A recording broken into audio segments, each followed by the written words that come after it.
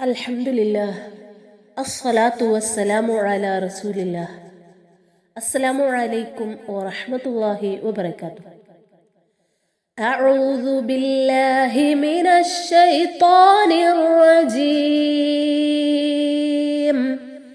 ബിസ്മില്ലാഹിർ റഹ്മാനിർ റഹീം.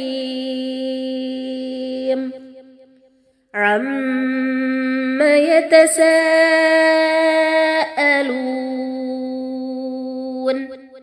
عن النبأ العظيم الذي هم فيه مختلفون. ഒന്നാമത്തെ ആയത്തിന്റെ അർത്ഥം കഴിഞ്ഞ ക്ലാസ്സിൽ നമ്മൾ മനസ്സിലാക്കി.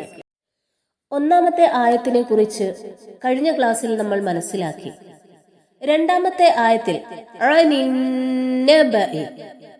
അൻ പ്ലസ് അന്നബഉ, അവിടെ അന്നബഉ എന്ന് അവസാനത്തെ അക്ഷരത്തിന് വമ്മയാണ് അവിടെ ഉണ്ടാകേണ്ടത്. എന്നാൽ ഇവിടെ നമുക്ക് അന്നബഇ എന്ന് ആ ഹംസയ്ക്ക് കെസ്റയാണ് കാണുന്നത്. ഇങ്ങനെ അവിടെ കെസ്റ നൽകപ്പെടാനുള്ള കാരണം അന്നബഉ എന്ന വാക്കിന് തൊട്ടു മുമ്പിൽ ഹർഫ് ജർ ആയിട്ടുള്ള അൻ എന്ന പദം വന്നതുകൊണ്ടാണ്. ഇനി രണ്ടാമതായി ഇവിടെ മനസ്സിലാക്കേണ്ട വിഷയം, അൻ എന്ന വാക്കിന് പകരം അവിടെ സുക്കൂനുള്ള നൂനിന് പകരം നീ എന്ന് നൂനിന് കെസ്റയാണ് നമ്മൾ കാണുന്നത്. ഇവിടെ സംഭവിച്ചിട്ടുള്ളത് തഹ്രീക്കാണ്. അതായത് രണ്ട് സുക്കൂനുള്ള അക്ഷരങ്ങൾ അടുത്തടുത്ത് വരുന്ന സമയത്ത് അവിടെ വരുന്ന പാരായണത്തിലെ പ്രയാസം ഒഴിവാക്കാൻ വേണ്ടി അവിടെ ആദ്യം വന്നിട്ടുള്ള സുക്കൂനുള്ള അക്ഷരത്തിന് ഹറക്കത്ത് നൽകുന്നു. അതായത് ഇവിടെ അനി എന്നതിന് പകരം അൻ എന്നാണ് നമ്മൾ ഓതുന്നതെങ്കിൽ അൻ എന്നതിന്റെ തൊട്ടടുത്ത് അന്നബഇ എന്ന് ചേർത്ത് ഓതുമ്പോൾ അന്നബഇ എന്നാണ് നമുക്ക് ഓതാൻ സാധിക്കുക. അതായത് ഐനിന് ശേഷം നൂൻ ശബ്ദോടുകൂടി പറയുന്നു.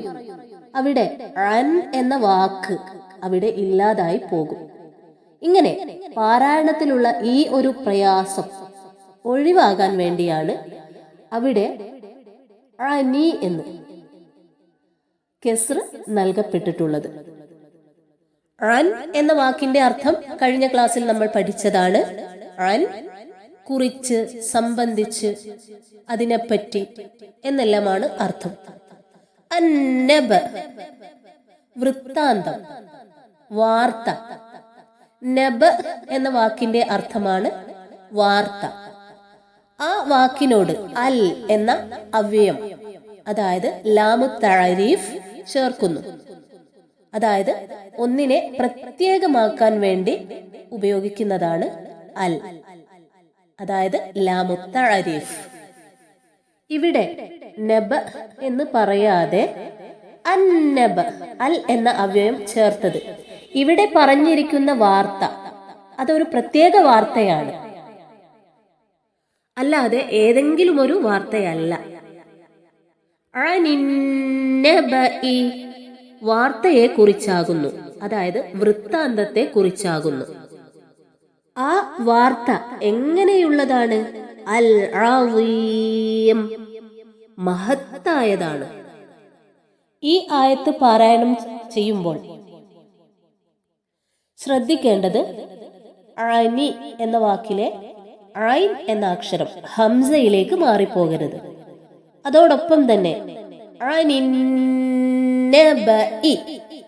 ഇവിടെ നബഇ എന്ന വാക്കിൽ അവസാനം വന്നിട്ടുള്ളത് ഹംസയാണ്, ഇ എന്ന്. അവിടെ ഐനിലേക്കും മാറിപ്പോകാതെ ശ്രദ്ധിക്കുക. അനിന്നബഇൽ അളീം. ഇവിടെ നൂനിന് ഷദ് വന്നിരിക്കുന്നു. അതുകൊണ്ട് രണ്ട് ഹറക്കത്തിന്റെ സമയമെടുത്ത് മണിച്ചുകൊണ്ട് പാരായണം ചെയ്യണം. അളീം എന്നതിലെ ഐനിന്റെ ഉച്ചാരണം ശ്രദ്ധിക്കുക.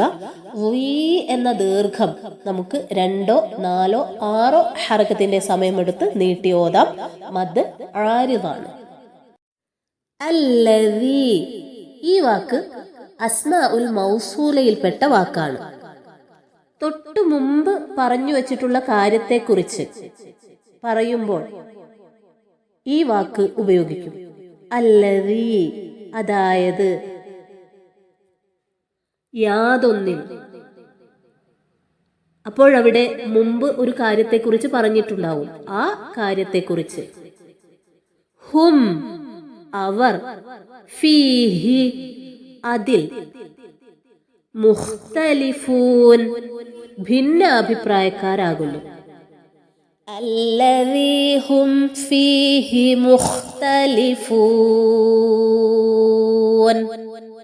അതായത് യാതൊന്നിൽ അവർ ഭിന്നാഭിപ്രായക്കാരാകുന്നുവോ അക്കാര്യം തന്നെ. ഈ ആയത്തിൽ പാരായണത്തിൽ ശ്രദ്ധിക്കേണ്ടത് അല്ലദീ, ലാലാണ്, ദാലിലേക്ക് മാറിപ്പോകരുത്. ദീ എന്ന ദീർഘം സാധാരണ ദീർഘമാണ്. 2 ഹർക്കത്തിൽ കൂടുതൽ അവിടെ നീട്ടാൻ പാടില്ല. ഹും, ഇവിടെ സുക്കൂനുള്ള മീം വ്യക്തമായി കേൾക്കണം, മണിക്കാൻ പാടില്ല. ഫീഹി, ഫീ എന്ന ദീർഘം സാധാരണ ദീർഘമാണ്. 2 ഹർക്കത്ത് നീട്ടാം.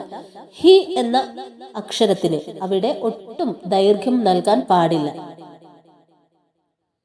മുഖ്തലിഫൂൻ, ഇവിടെ ഖാഇന്റെ മഖ്റജ് ശ്രദ്ധിക്കണം. ഖാഇന് സുക്കൂൻ കൊടുക്കുമ്പോൾ ഖ് എന്ന് മുഴുവനായി വ്യക്തമായി കേൾക്കാൻ പാടില്ല. അതായത് ഖൽഖലയായി ഖ് എന്ന് കേൾക്കേണ്ടതില്ല. മുഖ്ത, മുഖ്ത, അല്ലാതെ മുഖ്ത, ഖ് എന്ന് ഖൽഖലയായി പോകാതെ ശ്രദ്ധിക്കുക. മുഖ്ത, മുഖ്തലിഫൂൻ, ഫൂ എന്ന ദീർഘം അവിടെ 2, 4, 6 ഹർക്കത്തിന്റെ സമയമെടുത്ത് നീട്ടാം. മദ് ആരിദാണ്. അമ്മ യതസാഅലൂൻ, അവർ പരസ്പരം എന്തിനെ കുറിച്ചാണ് ചോദിക്കുന്നത്? അനിൻ നബഇൽ അളീം, മഹത്തായ ആ വാർത്തയെക്കുറിച്ചാകുന്നു. അതായത്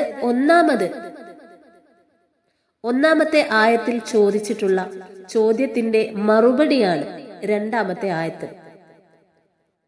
ഇവിടെ വൃത്താന്തം, അതായത് വാർത്ത എന്നതുകൊണ്ട് ഉദ്ദേശിക്കുന്നത് അന്ത്യനാൾ, പരലോകം തുടങ്ങിയവയെക്കുറിച്ചുള്ള വാർത്ത എന്നതാണ്. ഇതാണ് കൂടുതൽ മുഫസ്സിരീങ്ങളും അഭിപ്രായപ്പെട്ടിട്ടുള്ളത്. ചുരുക്കം ചില പണ്ഡിതന്മാർ ഇവിടെ ഉദ്ദേശിച്ചിട്ടുള്ളത് ഖുർആനിനെ കുറിച്ചാണ് എന്നും അഭിപ്രായപ്പെട്ടിട്ടുണ്ട്. പക്ഷെ ഭൂരിപക്ഷ അഭിപ്രായം പരലോകമാണ് ഇവിടുത്തെ വിഷയം എന്നതാണ്.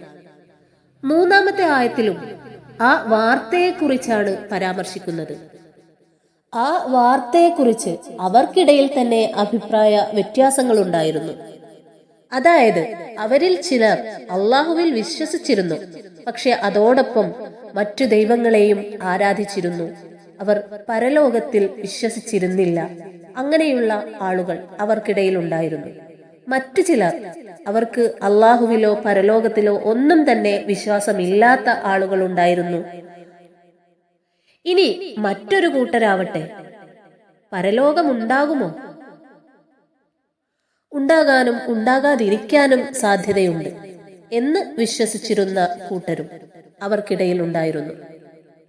സൂറത്തുൻ നബയിലെ ആദ്യത്തെ 3 ആയത്തുകൾ നമ്മൾ പഠിച്ചു. അൽഹംദുലില്ലാഹ്. നാളെ നമുക്ക് 4, 5, 6 ആയത്തുകളെ കുറിച്ച് വിശദമായി പഠിക്കാം ഇൻഷാ അല്ലാഹ്. സുബ്ഹാനക അല്ലാഹുമ്മ വബിഹംദിക അഷ്ഹദു അല്ലാ ഇലാഹ ഇല്ലാ അൻത അസ്തഗ്ഫിറുക വഅതൂബു ഇലൈക്. അസ്സലാമു അലൈക്കും വറഹ്മത്തുള്ളാഹി വബറകാതുഹു.